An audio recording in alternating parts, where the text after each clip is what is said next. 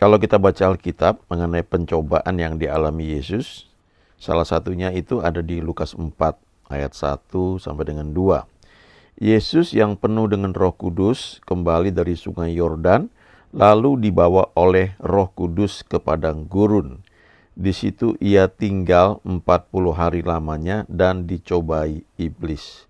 Selama di situ ia tidak makan apa-apa dan sudah waktu itu ia lapar.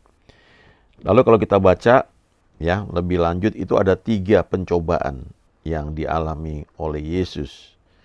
Kita bisa juga baca di bagian lain. Dan ini yang menarik di Lukas ini karena dikatakan setelah Yesus penuh dengan Roh Kudus ya di sini. Kembali dari sungai Yordan setelah dibaptis, ia dibawa oleh Roh Kudus ke padang gurun. Kalau di bagian lain dikatakan ia dibawa oleh Roh untuk dicobai. Nah, setelah selesai pencobaan ini, kalau kita baca di Lukas pasal 4 ini, maka dikatakan dalam kuasa Roh kembalilah Yesus. Ya, kembali dari padang gurun, dia kembali ke tempat untuk melayani di Galilea dan di banyak tempat lainnya. Nah, ternyata bukan hanya 3 pencobaan ini ya yang dialami oleh Yesus. Karena kita baca di Lukas 4 ayat 13, dikatakan di sini sesudah iblis mengakhiri semua pencobaan itu, yaitu ada 3 tadi ya, di Lukas 4 mulai ayat 1. Nah, sesudah iblis mengakhiri semua pencobaan itu, ia mundur daripadanya dan menunggu waktu yang baik. Jadi, pencobaan yang Yesus alami selama dia ada di muka bumi ini sebenarnya tidak hanya 3 pencobaan yang kita baca di kitab Lukas ya, atau di Injil Matius juga. Ya, biasanya yang terkenal mungkin dari Injil Matius ketika Yesus sudah berpuasa ya, dia lapar. Kalau kita baca, kita pelajari, bukan dikatakan dia haus, dia lapar. Jadi artinya dalam puasa itu Yesus itu minum dalam 40 hari itu. Tetapi ia tidak makan. Jadi puasanya tuh puasa makan. Ya, dia minum, kalau kita sebagian kita itu mungkin menerapkan itu minum air putih atau kadang-kadang minum sesuatu yang bisa memberikan juga energi ya, tetapi tidak makan. Ya, ada banyak cara berpuasa. Nah, kalau kita lihat lebih lanjut ya di Ibrani 4 ayat 15 ini ditegaskan bahwa Yesus itu dicobai ya dalam segala hal sebenarnya. Di Ibrani 4 ayat 15, sebab imam besar yang kita punya bukanlah imam besar yang tidak dapat merasakan kelemahan-kelemahan kita. Sebaliknya, sama dengan kita, ia telah dicobai, hanya tidak berbuat dosa. Nah, kalau kita baca kalimat ini, kita perlu ingat bahwa Yesus itu datang ke dunia, dia menjelma menjadi manusia. Dia adalah firman yang datang ke dunia dan menjadi manusia. Dia menanggalkan kealahannya. Kalau kita baca itu di kitab Filipi, ia telah mengosongkan dirinya dan mengambil rupa seorang hamba. Ya, dia menjadi manusia, dia menjadi sama dengan manusia. Dan dia taat sampai mati, bahkan sampai mati di kayu salib. Ya. Nah, artinya memang dia datang sebagai manusia. Dan dia mengalami pencobaan-pencobaan yang juga kita alami. Ya, pencobaan-pencobaan yang manusia alami. Makanya dikatakan di sini imam besar yang kita punya, yaitu Yesus, ini bukannya imam besar yang tidak dapat merasakan kelemahan-kelemahan kita.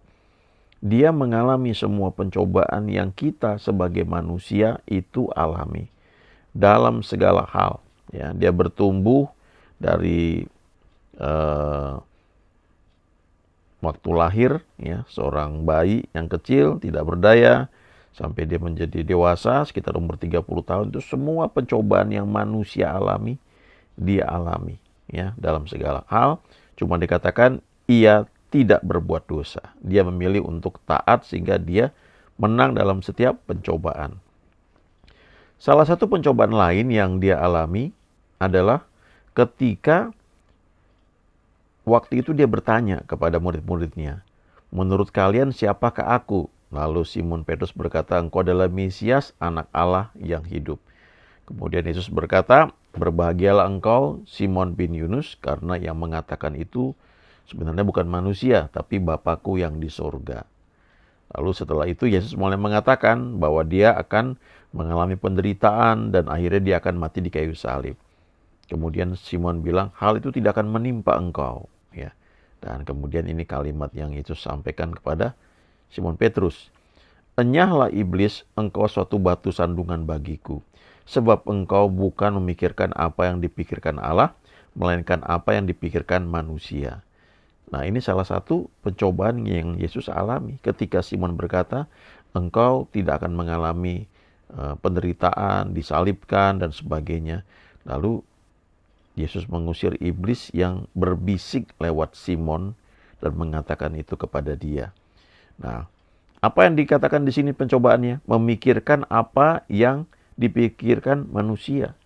Jadi dalam hidup kita ini juga kita seringkali tanpa sadar waktu kita mengalami suatu tantangan, pencobaan, kadang-kadang timbul ide yang bukan dari Tuhan, tapi dari manusia.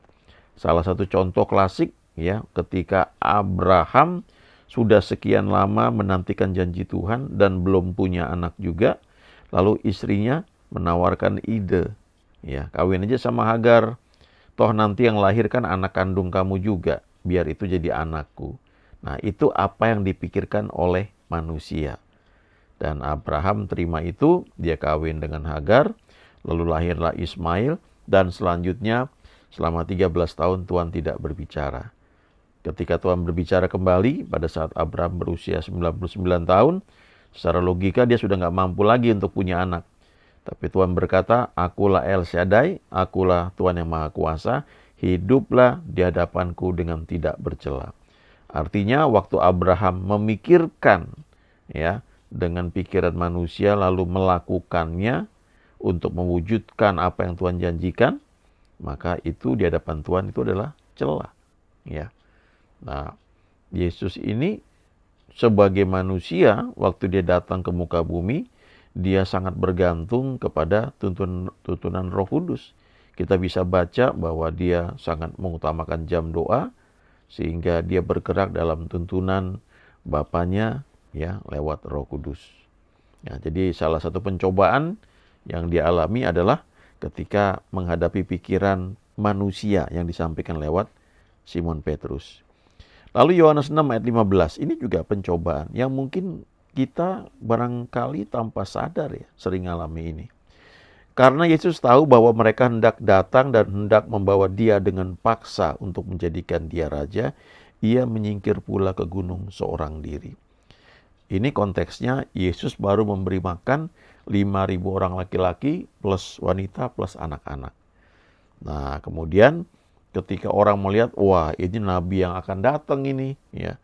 Lalu mereka punya ide mau menjadikan Yesus itu raja, ya, dengan cara manusia, ya. Lalu di sini Yesus tahu, ya, dalam tuntunan Roh Kudus dia ngerti, wah ini kalau saya terus di sini saya akan dipaksa jadi raja dan bukan dengan cara yang memang Bapa inginkan. Ya, cara manusia. Lalu bagaimana caranya untuk mengatasi pencobaan ini? Ia menyingkir pula ke gunung seorang diri. Dan kalau kita baca lebih lanjut, kita akan melihat bahwa dia berdoa. Dia suruh murid-muridnya pergi lebih dulu ke seberang, dia naik ke gunung, dia berdoa. Dan ini merupakan habit yang selalu ada dalam kehidupan Yesus. Pencobaan itu tidak selalu yang sifatnya menyedihkan, menakutkan, mengkhawatirkan, ya. Tetapi juga bisa suatu kemewahan, suatu jabatan yang mungkin ditawarkan kepada kita, tetapi itu bukan dari Tuhan untuk kita, atau caranya bukan seperti itu. Ya, ketika Elisa Tuhan pakai menyembuhkan Naaman, dia suruh Naaman itu untuk berendam 7 kali di Sungai Yordan. Dan ketika Naaman mendapati dia sudah tahir, sudah sembuh dari kustanya, dia datang menjumpai Nabi Elisa dan dia membawa harta yang banyak. Tetapi Elisa tidak terima satu bagian harta pun, satu keping uang atau apapun dia nggak mau terima dari Naaman. Bayangkan itu ya, itu luar biasa loh ya. Berapa banyak di antara kita berani menolak kalau ada orang memberi sesuatu kepada kita ya? Nggak banyak ya. Kita mungkin dengan sukacita terima itu. Wah, puji Tuhan, haleluya. Ya, Tuhan menjawab doa saya. Tapi ada tercatat di Alkitab, Naaman membawa persembahan kepada Nabi Elisa dan itu tidak diterima. Dan ketika bujangnya diam-diam minta sesuatu dari Naaman, dikasih emas, ya, perak, disembunyikan, dan lalu akibatnya ada kusta ya, yang kena kepada Gehazi, bujangnya Elisa. Jadi ini satu pencobaan juga yang dialami, ya, bahwa tidak semua sesuatu yang baik yang ditawarkan kepada kita itu adalah berasal dari Tuhan untuk kita terima. Mungkin untuk orang lain bisa, tetapi belum tentu itu untuk kita. Bahkan ketika saya pernah dengar seorang hamba Tuhan ya, ketika dia melakukan satu bentuk pelayanan, ya, dia bicara di satu persekutuan. Lalu dia tantang persembahan. Dia ceritakan apa yang dia mau buat pelayanan di depan. Terus dia bilang begini, saya kaget juga ya. Sebelumnya saya berbicara di satu persekutuan yang isinya orang-orang bisnis yang sangat kaya. Tapi Tuhan tidak gerakan saya untuk menyampaikan hal ini. Tapi di sini Tuhan gerakan saya untuk menyampaikan hal ini. Dan kalau ada di antara Bapak Ibu yang tergerak, mau menabur, silakan. Ya. Jadi ternyata untuk seperti persembahan pun tuh nggak sembarangan ya bisa diterima. Ini banyak hal yang mungkin kita nggak sadari bahwa sebagian itu sifatnya pencobaan. Ya. Lalu yang paling terkenal tentunya di Lukas 22 ya, di Injil yang lain juga ada. Ketika Yesus ada di taman di Getsemani. Waktu itu dia sudah tahu bahwa waktunya akan tiba, dia akan ditangkap, kemudian diserahkan untuk diadili, lalu dia akan mati di kayu salib, dan itu bagian dari pelayanan yang memang dia harus lalui. Nah, ketika dia sedang berdoa sendirian di taman di Getsemani, walaupun dia ajak murid-muridnya untuk berdoa, tapi kan mereka tertidur, ya. Dia maju beberapa langkah, ya, sepelempar batu jaraknya, katanya dikatakan demikian. Lalu dia berdoa dan dia berkata, "Ya Bapakku, jikalau engkau mau, ambillah cawan ini daripadaku. Tetapi bukanlah kehendakku, melainkan kehendak-Mu lah yang terjadi." Nah, kalau kita baca Alkitab ya, inilah sebenarnya satu-satunya doa di mana Yesus berkata, "Jangan kehendakku, melainkan kehendak-Mu yang terjadi." Tapi seringkali ini dipakai oleh orang Kristen dalam setiap doanya untuk berkata, "Biar kehendak-Mu yang jadi, jangan kehendakku." Itu betul ya, nggak salah. Tapi kalau kita bilang seperti ini, artinya kita tuh nggak yakin kehendak Tuhan tuh yang mana. Makanya kita berdoa seperti ini. Kalau Yesus pada saat itu, dia memang tahu bahwa dia mesti meminum cawan yang memang ada di hadapan dia. Tetapi ketakutan yang dia hadapi itu membuat dia berdoa, "Kalau boleh, ambillah cawan ini. Tapi jangan kehendakku, melainkan kehendak-Mu." Ya, kadang-kadang mungkin dalam doa kita misalnya dapat penawaran pekerjaan. Kita lihat, cocok nih, oke Tuhan. Tuhan kalau boleh aku ambil ya pekerjaan ini. Tapi janganlah kehendakku, biarlah kehendak-Mu. Nah itu karena kita nggak yakin. Ya. Dan itu nggak salah doa seperti itu. Tapi kalau kita berdoa menghadapi situasi di mana ada dasar firman Tuhan yang jelas, misalnya kita berdoa untuk penyakit ya, kita percaya bahwa semua penyakit sudah dibayar oleh Yesus, ditanggung di kayu salib 2000 tahun yang lalu. Ketika dikatakan oleh bilur-bilurnya kamu sudah sembuh, itu satu kebenaran yang mesti kita pegang. Jadi kalau kita mendoakan orang sakit misalnya, atau kita berdoa untuk diri kita sendiri, nah kita tidak berkata, "Biarlah kehendak-Mu yang jadi." Atau kita udah tengking setan ya, lalu kita bilang, "Biarlah kehendak Tuhan yang jadi." Itu artinya ya kita nggak yakin. Ya, jadi kita perlu belajar semakin dekat dengan Tuhan supaya kita semakin mengenali suaranya dan yakin akan kehendak Tuhan ya bagi kita. Dan kalau kita dapat keyakinan itu, kita bisa berdoa dengan penuh keberanian. Ayat berikutnya, maka seorang malaikat dari langit menampakkan diri kepadanya untuk memberi kekuatan kepadanya. Kadang-kadang ketika kita menghadapi situasi, kita nggak ngerti ini kehendak Tuhan atau bukan, ya. Misalnya soal pekerjaan, soal pelayanan, bisa aja ya ditawarin jadi punya posisi yang sangat sangat bagus dalam pelayanan, keren nampaknya, ya. Kita ragu, ya kita berdoa, betul nggak kehendak Tuhan, ya. Karena mungkin bisa juga ada teman yang dapat pekerjaan, ditawarkan pekerjaan yang gajinya lebih kecil, ya. Dan dia berdoa dan Tuhan memberikan kekuatan, ya kayak begini. Maka seorang malaikat dari langit menampakkan diri kepadanya untuk memberi kekuatan kepadanya. Kadang-kadang Tuhan pakai seseorang ya untuk menguatkan kita, ya supaya kita bisa melalui sesuatu yang mungkin secara logika itu nggak nyaman. Seperti yang saya bilang tadi, ada teman yang ditawarkan pekerjaan yang gajinya lebih kecil. Tapi dia yakin itu kehendak Tuhan. Ya. Agak unik memang, tetapi setelah dia lewat itu semua, dia bisa percaya dan dia bisa melihat, mengalami bahwa memang itu kehendak Tuhan. Coba lihat ayat berikutnya ya, ayat 44. Ia sangat ketakutan dan makin bersungguh-sungguh berdoa. Peluhnya menjadi seperti titik-titik darah yang bertetesan ke tanah. Dalam terjemahan bahasa Indonesia sehari-hari dikatakan Yesus sangat menderita secara batin sehingga ia makin sungguh-sungguh berdoa. Keringatnya seperti darah menetes ke tanah. Nah, kenapa Yesus itu begitu takut ya? Karena dengan munculnya malaikat itu dia diteguhkan bahwa dia memang harus meminum cawan yang sedang dia hadapi. Nah, saya percaya yang paling dia takutkan itu bukan soalnya di kayu salibnya, tapi adalah ketika di kayu salib dia itu nanti akan berkata, Eli, Eli lama sabachthani. Ya, menurut saya itu yang paling dia takutkan. Pada saat itulah dosa seluruh dunia itu ditimpakan kepada dia dari segala zaman. Ya. Dan saat itulah Bapaknya memalingkan wajahnya dari dia. Sehingga dia berseru, Allahku, Allahku, mengapa engkau meninggalkan aku? Itu yang paling dia takutkan. Jadi kalau Yesus baca, kalau saudara baca ya, kita baca di Alkitab, kapan Yesus itu merasa takut? Yaitu saat dia menghadapi satu pilihan. Ya. Ketika dia harus berpisah dari Bapaknya karena menanggung dosa seluruh isi dunia. Dan itu membuat dia sangat ketakutan. Dan malaikat Tuhan menampakkan diri kepadanya untuk menguatkan dia. Nah, kita melihat bahwa dalam segala hal Yesus ini dicobai. Dia datang sebagai manusia dan dia mengalami segala macam bentuk pencobaan. Makanya di Ibrani 12 ayat 1 bisa dikatakan, kita ini punya banyak saksi.